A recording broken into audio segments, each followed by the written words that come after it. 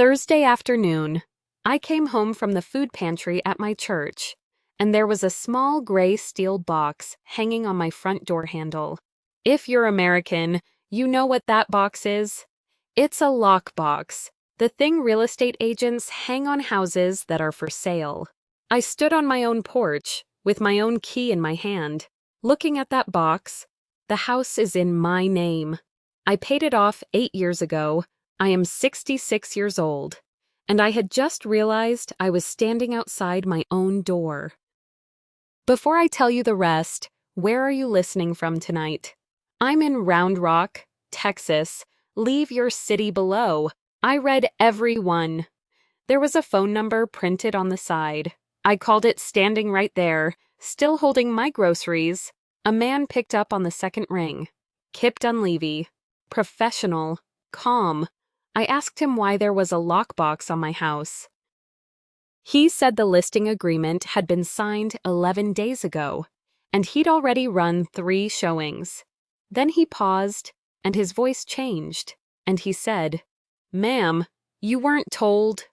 11 days, 3 showings, strangers had walked through my kitchen, opened my hall closet, stood in my bedroom talking about square footage, and I had been 3 miles away, sorting canned green beans for families having a harder month than mine. Let me back up, because if you've listened this far, you're already asking the question everybody asks me. Why were they living with me at all? 2 grown adults, both working. Why did I open my door? Here's why. Last November, the complex where my son Brantley and his wife Sierra rented, Hollow Creek, off the frontage road, was bought by an investment company out of Dallas. 6 weeks later, every tenant got the same letter, converting to condominiums. 60 days, no renewals. Sierra was 6 months pregnant. Anybody who's looked for a rental in Central Texas lately knows what came next. Everything within 20 miles that would take a family had a wait list. And the places that didn't have a wait list, you wouldn't put a baby in. Brantley called me on a Tuesday night. He didn't ask me for anything. He just said the letter had come. And then he went quiet, and I listened to my son breathe. And I said the only thing I have ever known how to say. I said, "Come home." I would say it again. I want you to hear me on that, because of everything that comes after. The baby came in September, a girl, 7 pounds, 4 ounces. They named her Nellie Elton Hollis. Elton was my husband. He had been gone 4 months. I cried in that delivery room in a way I had not cried at his funeral, because at the funeral I was the one holding the door open for everybody else. And there is no room to fall apart when you're holding the door. 2 things in my house you need to know about. The first is the porch light. Elton ran commercial HVAC for 31 years, and he took night calls, coming up that walk at 2 and 3 in the morning. Most of our marriage, I left the light on so he could see where he was stepping. I've left it on every night since 1994. I left it on the night after he died, too. I don't have a good reason for that. The second is his recliner, brown, cracked along the seams, one arm worn down to the foam. It sits by the front window, facing the tomato garden he planted. After he died, I never moved it, and nobody ever sat in it. That was not a rule anybody made out loud. It just was. So I put that gray lockbox in my coat pocket, and I opened my own front door with my own key. The house was quiet. Both of their cars were gone. And Elton's recliner had been pulled out of the corner and turned toward the middle of the room. The seat cushion was pressed down flat, in a shape that was not his. For 28 years, I built school bus routes for Round Rock schools. 22,000 children a year. Every stop, every turn, every railroad crossing, drawn on paper before a single bus rolled. You do not get a child home by guessing. You get a child home because somebody sat down and made the map first. That afternoon, I stood in the middle of my own living room, and I could not find myself anywhere on the map. In March of 2016, Elton and I burned the last mortgage statement on the grill in the backyard. That is a real thing people do. And if you've ever done it, you know it isn't much of a ceremony. He held it over the coals with a pair of tongs. It curled and went orange at the edges, and then it was gone. And we stood in the smoke, feeling foolish and enormous at once. Haas put his arm around me and said, 19 years. Nobody can put you out of this place now. I want you to hold on to that sentence. Nobody can put you out of this place now. He was wrong. He had no way of knowing, and neither did I. In August of 22, Elton was diagnosed with stage 3 pancreatic cancer. If you know anything about that particular cancer, you already know what the numbers look like, so I won't say them out loud. His oncologist in Austin was kind about it. She used the word aggressive 4 times in 11 minutes. I counted, because counting was the only thing I could do with my hands. Our insurance was decent. It covered most of the standard treatment. But there was a clinical trial protocol down at MD Anderson in Houston, and it was not covered, and it was not close, and it was not cheap, 3 hours each way. Lodging for the weeks he could not travel. One infusion drug that the plan denied twice and denied again on appeal. I did the arithmetic at the kitchen table with a calculator from the junk drawer. And then I did it again, because the first answer couldn't be right. In October of 2022, I took the house we had just finished paying off, and I mortgaged it again. It's called a cash-out refinance. In Texas, you can't take out more than 80% of what your home is worth. That's written into the state constitution. Article 16. There is a reason for that. Texas has always been serious about not letting people lose the roof over their head. 80% was $214,000. I signed a loan. Elton was too sick to come. The title office was in a strip center off Louis Henna Boulevard, next to a nail salon, and the room smelled like coffee left on a burner since morning. The notary asked me twice if I understood what I was signing, and both times I said yes. And both times my hand shook so badly on the signature line that she had to slide the page back and let me start over. I understood exactly what I was signing. I was signing away the only thing we had ever finished paying for. To buy my husband more time. 7 months. That is what $214,000 bought. 7 months. Elton died on the 19th of May, 2023, at 4:40 in the afternoon, at home, in the room we painted together in 1998. And here is the part I need you to understand before we go any further. Because everything after this depends on it. I do not regret it. Not $1. Those 7 months were not nothing. In March, he was strong enough to put his tomatoes in the ground one last time. He grew Cherokee purples, and he was insufferable about them. He got to sit on the back step in April and watch them come up. He got to hold the sonogram picture in his hands and find out he was going to have a granddaughter. He said, "Well, good." That was his whole speech. Well, good. Any woman who has watched a man she loved for 41 years run out of time will tell you the same thing. You do not count the money. You count the mornings. So that is the answer to the question. Some of you have been sitting on since I told you the house was paid off. Yes, it was paid off. And yes, there is a mortgage on it.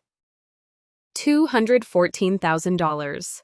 Of which $198,400 is still owed, $1,612 a month out of my Social Security and Elton's survivor benefit on the 12th of every month for the next 22 years, which is to say for the rest of my life. I have never once missed a payment, not one, not late, not short. And somebody in that house, somebody who ate at my table every night, in the room where his father died, looked me in the face and called me a leech. We'll get to that. They moved in that June, 3 weeks after the funeral, and they stayed 14 months. I want to be honest about those 14 months, because I've heard what people say about women like me, and some of it is fair. Here is what I paid. Electric and water ran $312 a month, and it had never run that high in my life. Car insurance for both of them, on my policy, because it was cheaper that way, $248. The payment on Brantley's truck, $591, which started as 1 month while he got straight and never stopped. Diapers, formula. Once Sierra went back to the dental office, the pediatrician co-pays. 14 months of that. I've added it up since. I know the number and I won't say it, because saying it out loud sounds like I'm asking you to feel sorry for me, and I'm not. But here's what I will say, because it's the part nobody guesses. I didn't do it for him. I did it because after Elton died, that house got so quiet I could hear the refrigerator from the back bedroom.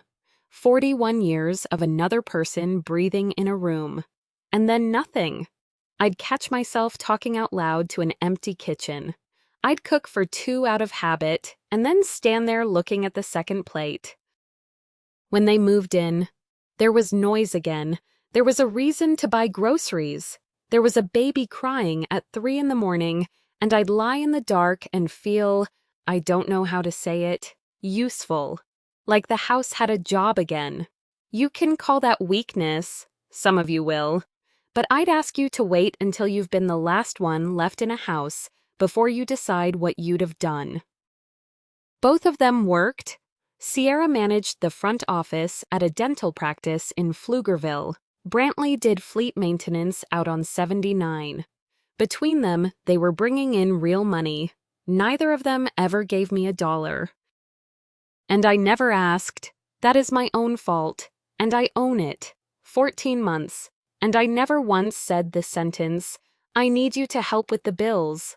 I told myself they were saving for a place. I told myself I'd bring it up after the holidays, and then after tax season, and then after Nellie's first birthday. The first time I ever told my son no was about the tomato garden. He came in one evening and said the truck and Sierra's car and his work van didn't fit in the driveway, and the simple thing would be to pour a concrete pad out back where the raised beds were. Just gravel first, then concrete in the spring. It'd add value, he said. Cherokee purples, put in the ground in March by a man with 4 months left. I said no. That was all I said. No. I didn't yell. That's what I want you to understand about my son. He has never in his life raised his voice at me. He just stood in my kitchen with his keys in his hand and told me the truth as he understood it. He said Dad worked 31 years for this house, and I got to sit in it now because Dad's money was still holding it up. He said I'd never really earned anything myself, that I'd just arranged some buses for a school district, and now I was rattling around in 4 bedrooms I couldn't afford. And if I was honest with myself, I was the leech. That word, in my kitchen, 12 feet from the room where his father died. I didn't say anything. I didn't tell him about the title office, or the 80%, or the 7 months. I have asked myself 100 times since then why I didn't. And the answer is small and stupid and true. I was afraid that if I opened my mouth, I would cry. And I did not want to cry in front of my son. So I said good night. I went to my room and I shut the door. And that night, for the first time since 1994, I turned off the porch light. Elton's sister Darlene called the next morning, the way she did every few days. She said Brantley was under a lot of pressure and I ought to give him grace. Then I hung up the phone and walked down the hall, and the door to Elton's office, where every piece of paper we ever signed is kept, was standing open. Elton kept a 2-drawer steel file cabinet in that office, the kind they used to buy for school administrators, painted a green nobody has made since 1985. Everything was in there: titles, warranties, the closing packet from 1997, his DD-214, our marriage license. Each folder labeled in his block capitals, because he printed like a man filling out a work order, which is what he did for 31 years. The bottom drawer was standing open about 2 inches. The folder marked house was out of order. It was sitting in front of the tab for truck, and Elton had not misfiled a piece of paper since Nixon. I stood there a while, then I closed the drawer and went to the pantry, because that is what you do when your mind hands you something you are not ready to hold. That night, I called my daughter. Tessa lives in Holton, Kansas, with her husband and 2 boys. She's 37, works nights in a hospital lab, and has never once let me get away with a soft answer. I told her about the drawer. I expected her to tell me I was being silly. She said, "Mom, slow down. Is the deed in your name?" I said yes. She said, "Are you sure? Have you actually looked at it? Or do you just know it?" I said, "I knew it." She was quiet a second. Then, "Okay, have you signed anything for Brantley? Anything at all?" I said no. And then she said the one that stopped me. She said, "Mom, do you remember what you signed when Dad was sick?" I opened my mouth to answer her, and nothing came out. Because I don't. I sat in an oncology waiting room off and on for 9 months.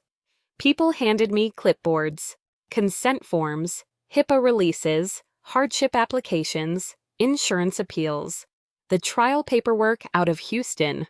I signed my name so many times that year, my signature stopped looking like a word. If somebody asked you to account for every page you signed while you were watching your husband die, could you? I'd like to meet the person who could. The next afternoon, I walked 2 doors down to Ovella Briscoe's house.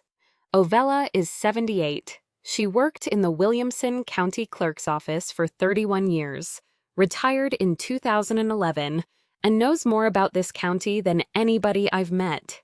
She had iced tea out before I finished the sentence. She listened all the way through without saying anything. And when I was done, she did not tell me what to do, and she did not tell me it was nothing.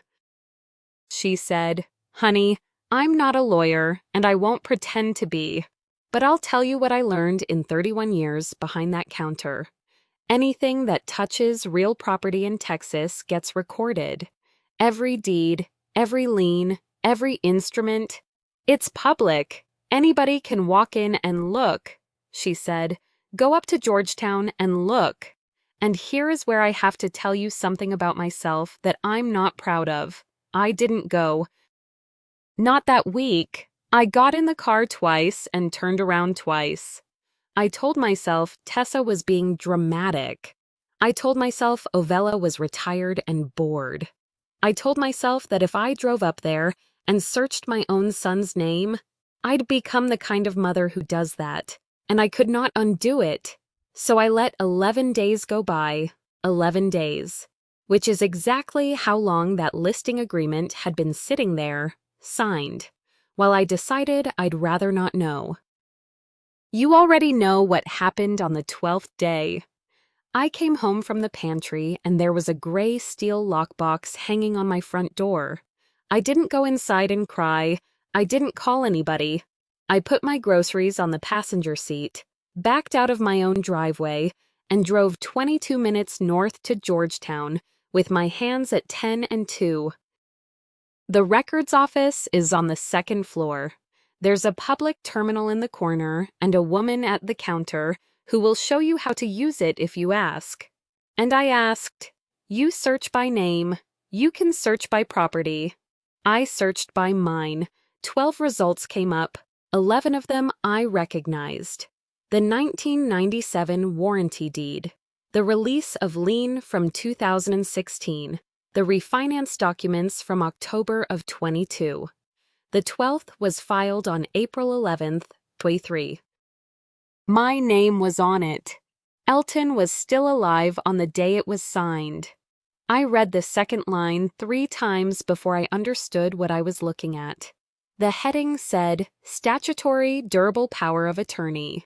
The first line was my name, Corinne Ann Hollis, Principal. The second line said, Brantley Wade Hollis, Agent. If you don't know what that document is, let me explain it the way I wish somebody had explained it to me, before I signed one. A power of attorney is a piece of paper where you give another adult the legal right to act as you, not for you, as you. Whatever they sign, you signed. Whatever they agree to, you agreed to. Durable means it stays in force even if you lose your mind, which is the whole reason people sign them. Texas has a fill-in-the-blank version right in the statute. Estates Code, Chapter 752. Anybody can print it off the internet tonight. And it has a list on it. Powers, labeled A through N. Real property, tangible personal property, banking, business operating, insurance, claims and litigation, taxes. You are supposed to go down that list and initial only the lines you actually mean to hand over. There were initials on every single line, all 14, C-A-H, 14 times, in my handwriting. And there was one more thing on it that I did not understand until the clerk explained it to me at the counter. A power of attorney doesn't get filed with the county in the ordinary case. It only gets recorded when somebody intends to use it for real property. Somebody walked that document into the Williamson County Clerk's office on purpose. So it would be on file, ready, the day it was needed. Now let me take you back to April 11th, 2023.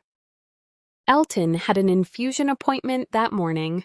3rd floor, the chairs by the window, the ones everybody fights over because you can see the parking lot instead of the wall. I was in the family waiting area outside, and somebody sat down next to me and put a clipboard in my lap. A thick one, 1/2 inch of paper. I asked what it was, and I was told, it's just paperwork for Elt. Initial all of them so you don't have to come back and do it twice. That's it. That's the whole conversation. 11 words, near enough, and 14 sets of initials. There was a notary downstairs in patient financial services. There always is. In a hospital that size, I remember standing at that window while a woman I'd never met stamped a page. And I remember thinking that it was kind of them to make it convenient. I signed with the pen that was chained to the clipboard at the front desk, a blue ballpoint on a little beaded string, the kind that's tied down because people keep walking off with them. It was almost out of ink. I had to go back over my own signature twice to make it take. I have thought about that pen more than I have thought about almost anything else in this story.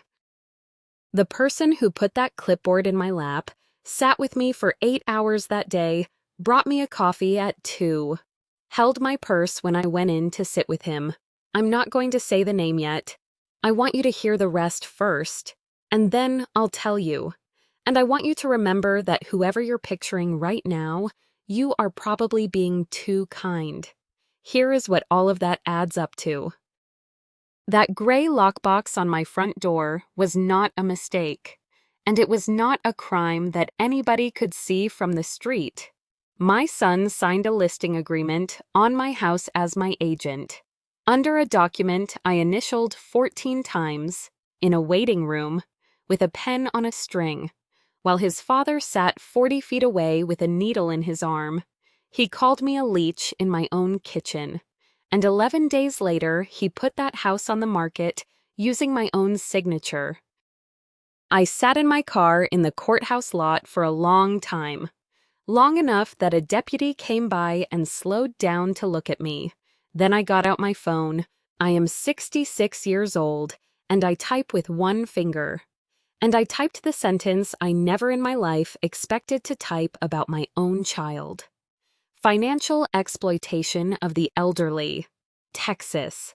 I want to say something to whoever is listening tonight with a stack of hospital paperwork in your kitchen drawer right now. Go and get it. Go read it. Tonight, before you finish this story, read every line you put your initials on. Ovella gave me the name, Rosalind Fuqua, up in Georgetown, on the square. I had it in my head that a lawyer's office looked like the ones on television. Hers is above a bakery. The desk is buried. There are 11 photographs of the same brown dog on the wall behind her. And when I asked about it, she said, "That's Waylon. He's dead. Sit down." She read the power of attorney twice without saying a word. Then she told me the first good news I'd had in 11 days. A power of attorney can be revoked, anytime, by the principal, as long as the principal has capacity, and I had capacity. Nobody had ever suggested otherwise. I'd never missed a payment, never missed a shift at the pantry, never once been confused about what year it was. She said, "We'll take care of that part, but I need you to hear something harder first." 2 days later, a letter came to her office from an attorney in Cedar Park on behalf of my son. Attached to it was a photocopy of a page of notebook paper. It was Elton's handwriting. I'd know it anywhere. Dated the 4th of August, 2019. 6 sentences. And the third one said the house at Wicklow Bend was to go to Brantley. Signed at the bottom, Elton W. Hollis. I want to be honest about what that did to me, because if this were a movie, I'd have stayed strong, and I didn't. I sat in Rosalind's office and I shook, because the one thing I had been holding on to through all of it was that Elton and I were on the same side. And here is the part most people don't know. In Texas, a will written entirely in a person's own hand and signed by them is valid. No witnesses, no notary, no lawyer. Estates Code, Section 251.052. A man can sit at his kitchen table with a legal pad and change everything. That page was real. Rosalind never told me it wasn't. What she told me was this. First, stop calling it his money. You've been letting them call it that for 14 months and it was never true. She pulled up the family code on her screen. Section 3.002. In Texas, property acquired by either spouse during a marriage is community property, not his, earned by him, inherited by you, yours. Half of that house was mine from the day in '97 we signed for it. And your husband cannot leave away something that was never his to leave. Second, she sat back. Even if every word on that notebook page holds up, and it might, it doesn't move you. Estates Code 102.005. A homestead cannot be partitioned among the heirs while the surviving spouse is living and occupying it. Not sold out from under you. Not divided. Not 1 square foot of it. Your son could win the whole thing tomorrow and still get nothing until you die or you choose to leave. I had to have her say that part twice. 19 years. Nobody can put you out of this place now. Elton was right after all, just not for the reason either of us thought. It wasn't the paid-off mortgage that protected me. It was the fact that I was his wife, and that I was still in the house. Third, Rosalind said, and this is the one that took the floor out. I called opposing counsel this morning. Professional courtesy. He told me he advised his client of the homestead issue at their first consultation. That was 5 weeks ago. 5 weeks. So my son knew that piece of paper couldn't get him the house while I was alive in it. He listed it anyway, which means the listing was never really about the will. It was a bet. He was betting that his own mother, 66 years old, would not know the law, would not call a lawyer, and would sign whatever was put in front of her at closing the way she'd signed whatever was put in front of her in a waiting room. Rosalind let me sit with that. Then she asked me a question in a much quieter voice. She said, "Corinne, do you know who you've been making that mortgage payment for?" I said I didn't understand the question. She said, "Bring me every bank statement from October of 2022 forward, all of them, tomorrow morning." I told her I'd have them there by 9 sharp. I did not sleep that night, not 1 hour of it.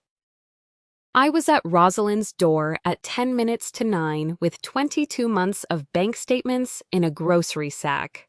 She put a legal pad in front of me and drew 5 lines down it. I want to walk you through those 5 lines exactly the way she gave them to me. Because if any part of this sounds like your house, this is the part you need. 1. Sign a revocation of the power of attorney in front of a notary. 2. And she tapped the pad twice on this one. Record that revocation with the Williamson County Clerk, in the same county where the original was filed. Estates Code 751.152. She said people skip this one constantly. If the original is on record and the revocation isn't, a title company or a bank acting in good faith, with no actual knowledge, is still protected when it relies on the old document. Signing it isn't enough. It has to be on file where the world can see it. 3. Written notice of revocation to the real estate agent and to his brokerage, certified mail, return receipt requested. So there is a green card with a date on it, and nobody can ever say they didn't know. 4. Security freeze at all 3 credit bureaus, Equifax, Experian, TransUnion. She said, "Whoever went through that file cabinet has your social security number." I hadn't thought of that once. Not one time in 11 days. 5. New passwords on every bank login, 2-factor authentication turned on, and a fraud alert placed directly on the account by the bank itself. Then she said, "Now here's what you're not going to do." And I told her, I said I want the locks changed today. I want their things on the porch by Friday. I said it out loud in a lawyer's office, and I meant every word of it. She said no. She said in Texas, you cannot lock a person out of a residence they're occupying. It doesn't matter that the house is yours. It doesn't matter that they've never paid you $1. You change those locks and you have committed an illegal lockout, and your son's attorney will have a filing on the courthouse steps before the locksmith gets his truck loaded. You will have handed him the one thing he does not currently have, which is a reason to call you the wrongdoer. She said, "We do it in order, written notice to vacate under Property Code 24.005, 3 days. Because there's no lease and no rent, if they're still there on day 4. We file in the Justice of the Peace Court, and we let a judge put them out. That way, nobody can ever say you did it wrong." I have never in my life wanted to break a rule the way I wanted to break that one. I drove to the locksmith on Gaddis School Road, and I sat in the parking lot with the engine running for 11 minutes. Lighted sign in the window, a man behind the counter, 45 minutes and $200. And every part of me wanted to walk in there. I cried in that parking lot, not the sad kind of crying, the other kind. And then I put the car in reverse and I drove to Georgetown instead, and I did it in order.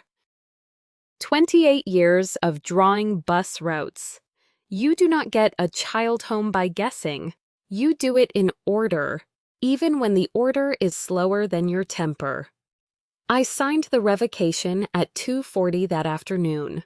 The notary slid a pen across the desk to me, and I said, "No, thank you," and I took out my own pen, the black one I keep in the zipper pocket of my purse, and I signed my name with it. That is a small thing. I know it is. It was not a small thing to me. The clerk recorded it at 3:52 that afternoon. Certified letters went out the next morning. The freezes were in place by Thursday. And Friday afternoon, I taped one page to my son's bedroom door. Notice to vacate. 3 days. His name and Sierra's name typed at the top. My name typed at the bottom. I didn't knock. I didn't explain. I didn't leave a note beside it. And I didn't soften it. 14 months, and I finally used the door. That evening, my phone rang. It was a woman named Priya Raghunathan from the fraud unit at the bank. She asked me if I was somewhere I could sit down. Priya Raghunathan had worked bank fraud for 19 years, and she talked the way people do when they have delivered this news before. She said, "Mrs. Hollis, on June 11th of this year, $60,000 was drawn against the remaining equity on your property. The request was submitted under a durable power of attorney on file with us. It cleared in 4 business days." I asked her what the money was for. She said the file listed a purpose: earnest money and down payment. And then she read me an address, a house on Kavanaugh Trace in Terra Vista. I know Terra Vista. Anybody in Round Rock does. 9 minutes from my driveway. I have driven past it 400 times. The contract was in 2 names, Brantley Wade Hollis and Sierra Nicole Hollis, closed in July. So sit with me a second while I say this out loud, because it took me most of that night to get all the way to the bottom of it. My son already had a house. He'd had one for 3 months. He was not trying to take my home because he needed somewhere to live. He had keys to a place of his own the whole time he was eating dinner at my table. What he needed was for me to keep paying. $60,000 came out of my house to make the down payment on his, and that $60,000 sits inside the balance. I pay down every 12th of the month, out of Social Security and Elton's survivor benefit. 14 payments, $1,612 each. Every single one of them. I was paying off my own son's front door. Rosalind put names to it the next morning. Penal Code 32.45. Misapplication of fiduciary property. An agent under a power of attorney is a fiduciary. That's not a figure of speech. That's the legal definition. Between $30,000 and $150,000 is a third-degree felony. And it goes up 1 category when the victim is elderly. 65 and over. I'm 66. And Penal Code 32.53. Exploitation of an elderly individual. I asked her whether anybody had forged my signature. She said, "No, ma'am. Nobody had to. That's the part that's going to be hard for you. He didn't need to forge anything, because somebody already got you to sign it."